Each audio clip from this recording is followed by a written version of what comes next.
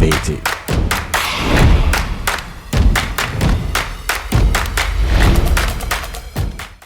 My name is Nartey George, Member of Parliament for Ningo Pram constituency, and I'm the Deputy Ranking Member on the Parliamentary Select Committee on Communication. I had the opportunity to serve President Mahama in between 2014 and 2016 as his communication specialist, and also I was on secondment at a point in time to the Ministry of Communications, where I worked with the Honorable Edward Kofi Mahama. I also had the privilege to serve on the NITA board, the National Information Technology Agency, from 2013 to 2017 January, when we handed over. Basically, when you look at the track record of President Mahama, you want to look at the Mills Mahama administration and then the Mahama administration with Emisa Atta. You see that we did a lot of work in that space.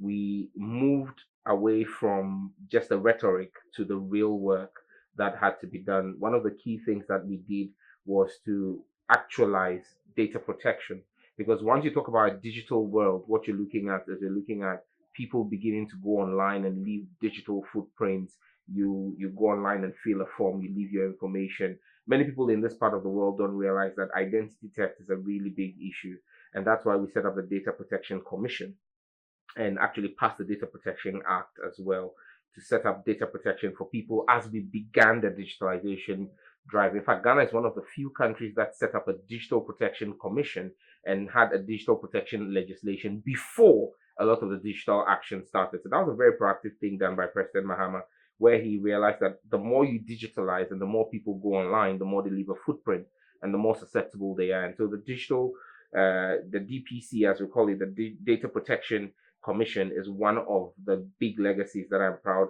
of President Mahama's time in. Then we decided that, look, if you wanted to really connect this country, you needed to go beyond some of the infrastructure that we had. You had the Mills administration had worked on, with Mahama's vice president, had worked on what we call the Accra ring, the Metro Fiber ring in Accra.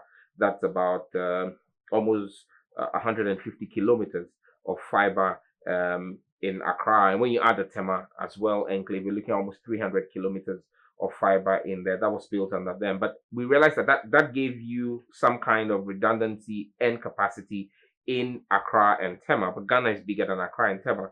So President Mahama decided that, look, we needed to connect the entire country. And how did we connect the entire country? We decided to roll out what we call, or is popularly known as, the Eastern Corridor Fiber.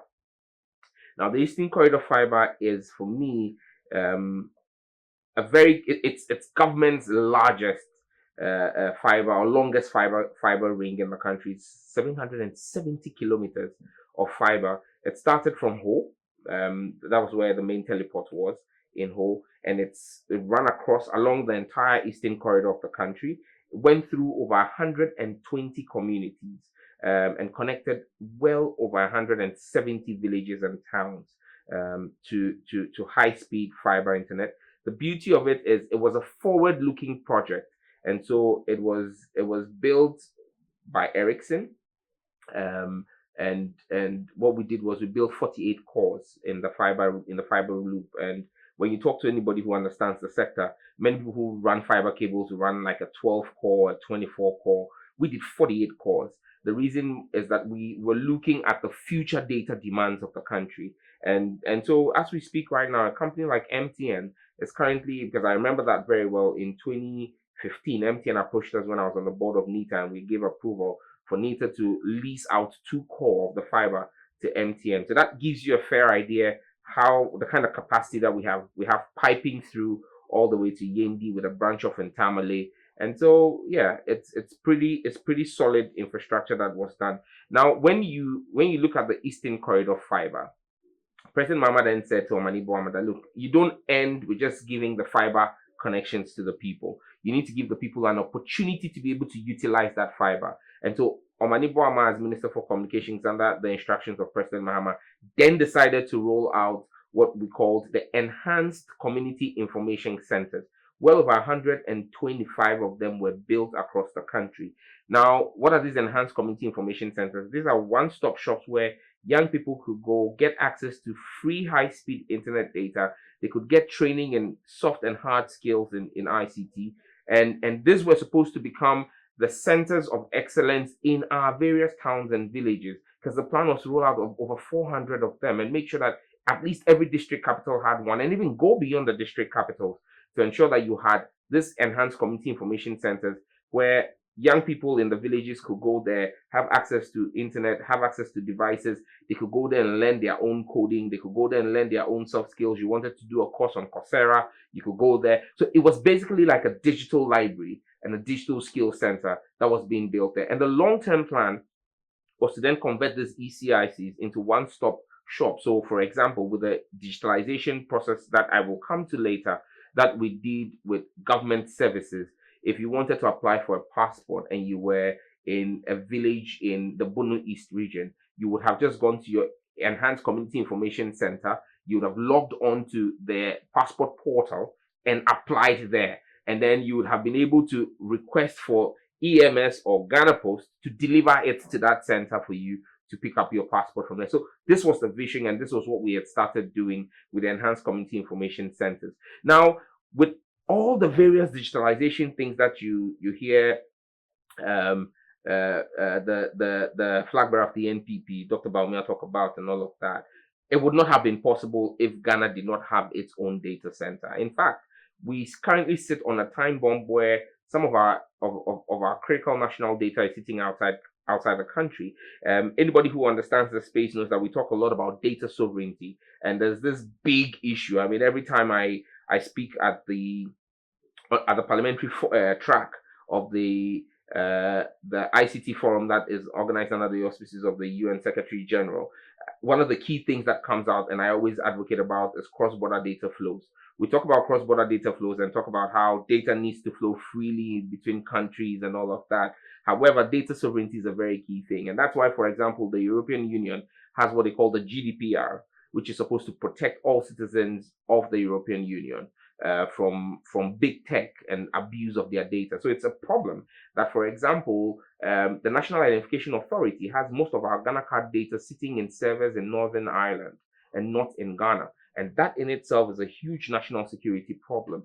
A lot of our mobile financial transactions are sitting outside Ghana. Again, that's a problem for any country that is interested in its data sovereignty. And so, even though we encourage cross-border data flows to help with trade, especially with AFTA and security and Interpol and all of those things, you also need a certain level of data sovereignty. And that's why John Mahama decided that we needed to build the National Data Center.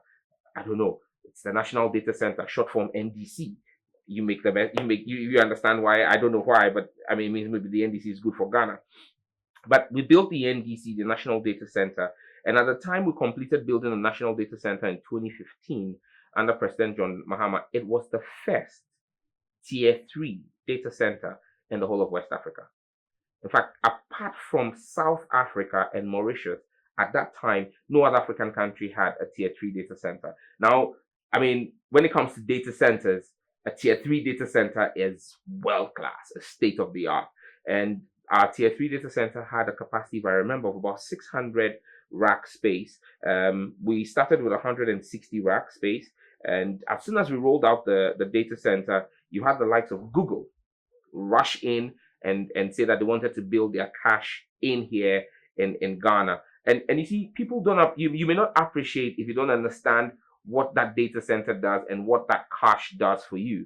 But when, for example, you are doing a Google search and Google has their search engine reports cached here in Ghana, it then means that when you type in your request, you spend less data getting your result because Google has cached all the similar requests that are coming emanating from Ghana locally. So what that does is, if there was no cache in Ghana, when you make the request, your request is going to ping from Accra to maybe Lisbon in Portugal, which is one of the closest exchange points in the world for Africa. So again, many people don't know, when you make a phone call, it goes either to Lisbon or goes to London.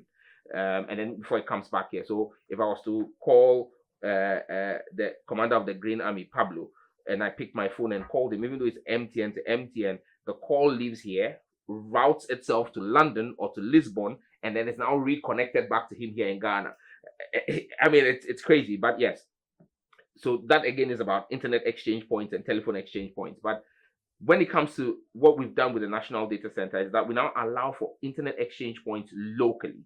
And so when you do your data search, instead of that request traveling all the way to a server sitting in Lisbon or going all the way to San Francisco Bay or going to Portugal or London, what it does is it just flies from wherever you are and hits the National Data Center not far from Parliament House, and then you get your response. Now, because it's a shorter travel time, you spend less data. So you get more for your data. That's what John Mahama did for us. By making sure we had a national data center, it made it possible for us to have less data. You know, if the current government was really serious about this, they would have gotten people like service providers like Netflix, like Amazon Prime, to build caches locally here, so that if you were streaming a Netflix video, you wouldn't have to be streaming from a server that is maybe sitting in Northern Ireland or in Germany, but you'll be streaming from Accra, you know. But those are things that I know that from 2025 January, when President Mahama takes over, we will work on and get fixed. Because those are the things you can do to make sure that people get more value for the data that they buy. And so that's what the National Data Center does for us. And again, almost all of our national security information and communication is sitting on the National Data Center. Immigrations and all are sitting on the National Data Center. Now, when you look at the Ghana or e-Transform project, which was a World Bank funded project under the NDC, we rolled out a lot of programs under that. You had the e-immigration, you had e-health, you had e-justice, you had e-parliament, and all of this were to enhance government services. So, for example, the courts, when you go to the courts, before John Mahama, when you went to the courts, the court reporters who were taking down verbatim, you saw them typing everything that was said. And that delayed the process of the court's processes, because lawyers could not argue at top speed because the reporters had to be physically typing out. Now, with the e-justice system, court filings are automated, and when you go there, they actually have voice recognition software that's able to record and transcribe for them. Those are all parts of the e-justice program that John Mahama's government rolled out for us. In e-health, it was possible for surgeons. I mean, and it happened. We had surgeons sitting in Johns Hopkins University in the US partner with surgeons here in Ghana at Kolebu to carry out surgical procedure, because now you had telemedicine. That's the power of technology that John Mahama brought to us. Now, e-immigration. I've heard recently that the vice president is touting that you're going to have e-gates very soon. Well, the government of John Mahama paid for that before we left office. This government has sat for 7.5 years. In fact, they have sat on the installation of those e-gates, and now Baumia wants to make it a big deal. But those were all things that were done under John Mahama. The automation of the services, the fact that, and those who travel a lot will realize that previously there were no biometric scans for travelers at the airport and all that. All of those were made possible by virtue of the e-immigration system. And so, yes, when we talk about John Mahama's legacy, one I can also not forget is the e-payment system. Now, the e-payment system was two websites, or the e-governance system was two websites. It was made of the e-services and then the e-payment. So you had a website address that was eservices.gov.gh, and then you had a second website which was epay.gov.gh. Now, what these services did was, for example, police reports, DVLA, births and deaths, passport, GRA. You could actually go online in 2016 and file your tax return. You could go online and do your DVLA renewals. You could go online and order for a passport or birth and death certificate at eservices.gov.gh. This was done. In fact, I remember very well as a board member of NITA in 2016, when we looked at the reports that came in 2016, we processed 126 billion Ghana cedis on the e-services and e-pay website. The records are there to prove. So it's not a new thing. Now, Baumia comes in, and as always, they are not original. They don't create anything. All they do is they rename the renaming brigade. Then they come and take that website portal and then just change it and call it Ghana.gov. But if you go to the Ghana.gov website today and you click on any of the services that they are offering, you realize that it reroutes you from Ghana.gov to www.eservices.gov.gh, which is the portal. And if you take the green book and go to the back of the green book, you will see screenshots as far back as 2016 of the eServices website. So this is not as though I'm just saying this now. It was evident, it was there, it was working. And so the eServices and e-payment platforms are very critical parts of John Mahama's legacy in that space. And I cannot end this conversation without speaking about the fact that John Mahama left a vibrant telecom sector. When John Mahama was leaving office in 2016, in our telecom space, we had 4 BWAs, broad wireless access companies. We had this were the likes of Surfline, Blue, Gold Key, Broadband Home. In fact, there were 5, and Busy Internet, who were offering 4G services. You at that time had about 5 fully functional telecommunication companies. You had MTN, you had Vodafone, you had Tigo, you had Airtel, and you had Glo. 5 fully functional companies. As we speak today, there's only 1 fully functional company, MTN. Telecel, which bought Vodafone, is struggling. The company is, and if you just want to understand why I say it's struggling, in 2008, President Kufuor sold 70% of the shares in Ghana Telecom to Vodafone. He sold it for $990 million. Last year, Eslausu and the Nanado government sold those 70%, or Vodafone sold those 70% shares that they bought for $990 million to Telecel. They sold it for $50 million. So you see how it's devalued under this administration. But Vodafone was thriving. In fact, after we left office, Airtel backed out of Ghana, Tigo packed out of Ghana, Vodafone packed out of Ghana. That is the legacy of the Akufo-Addo administration. But we left a very vibrant industry that had ISPs that were springing up. We had fintechs springing up. And let me touch on the interoperability bit, because there's a lot of talk and noise made by Dr. Bawumia and his minions when it comes to interoperability, and saying that that they brought interoperability. That can't be true. Why do I say so?